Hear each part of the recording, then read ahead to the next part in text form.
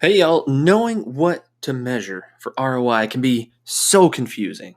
So today I'm going to help clarify what you should be measuring for success with your advertising.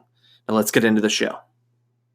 If you don't know who I am, I'm Matt Quirk, and attorneys hire me to build systems that attract and qualify clients before you speak to them on the phone or in person. So now my best piece of advice is always to start with the end in mind. Usually that's a new client.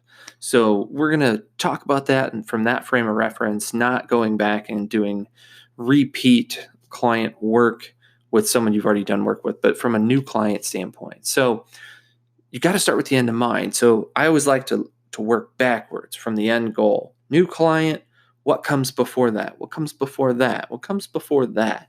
Identifying those points is really what is going to help you understand what to measure when you run ads. So start with a new client. All right. Well, what's one step before that? Well, what must a client have or maybe not have in order to become a client? So there's that qualifying step.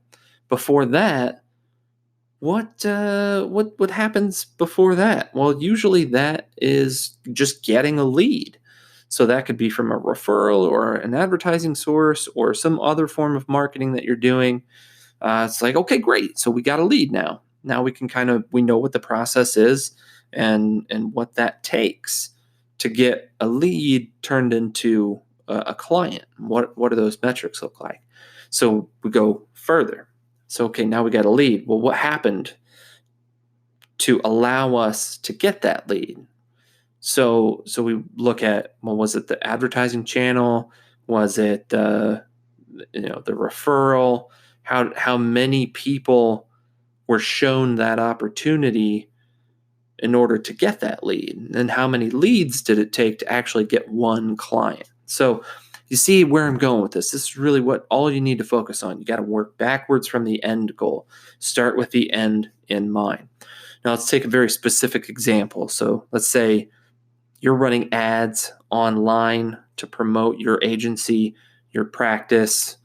Maybe even it's just one specific problem that you're out there looking to solve. So maybe you're doing bankruptcy claims for small businesses in the, I don't know, accounting niche, accounting industry, who also work with maybe small businesses. Maybe you got some synergy there.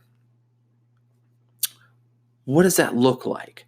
So how many people do you need to get in front of with an ad to then convert to one lead? So how many people do you have to show an advertisement to in order for one lead to be generated? And then how many leads does it take you to close a new client out of that pool of leads? So you see where I'm going. Like, you can start from the front, but it's kind of weird. So if you start from the end in mind, and sometimes you'll have to do some testing, but it's totally worth it.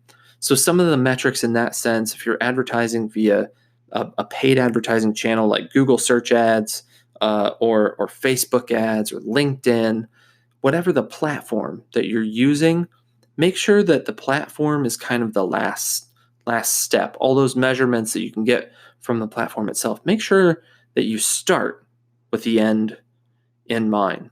Look, if you want help running ads and getting leads and qualifying them to find the best and only the best clients that you work with, give me a call. That number is 623-748-4782. Or you can just head over to the website, fill out that form. It's getquirked.co, GETQUIRKED.co. I will talk at you next.